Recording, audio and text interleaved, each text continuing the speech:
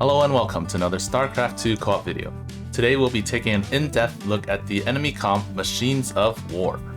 This comp is somewhat threatening, but only to ground units. It's only kind of scary against air.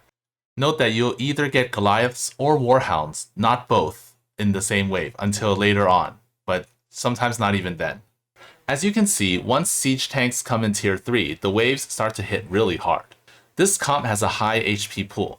The enemies hit relatively hard from a distance. Tanks, Hellbats, and Widowmines deal a ton of AoE damage to ground. But it does have some weaknesses. The 6 Hellions from the first wave are not scary at all. Hero commanders can stall with a building until 4 minutes. Because this is a Terran comp, there isn't any detection until tier 5. And aside from vessels, the rest of the units are all on the ground, so you don't really need anti-air until late game and sometimes not even then. Who likes fighting this comp?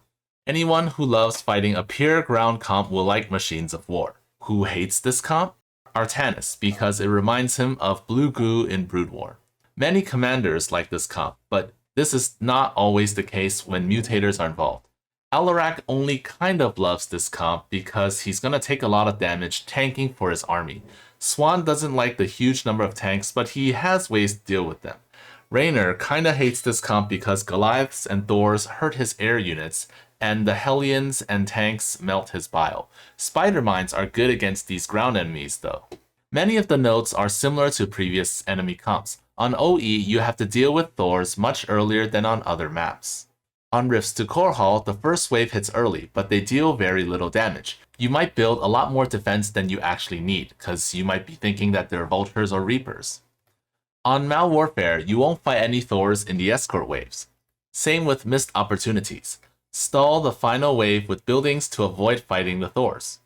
Hardened Will is a mutator to watch out for because it's easy to forget that this comp does come with cloaked units, the Widowmines. As long as these guys are still around, you won't deal much damage to the hybrids. Long range is scary, don't underestimate it, and this is no exception here. Units in this comp have a lot of HP already. Anything that gives them more will be scary. Transmutation is also threatening because these ranged units are likely to hit you first, and they're gonna transmutate into bigger stuff. And that's it for this in-depth look. What else do you want to know in these deep dives? Comment them down below.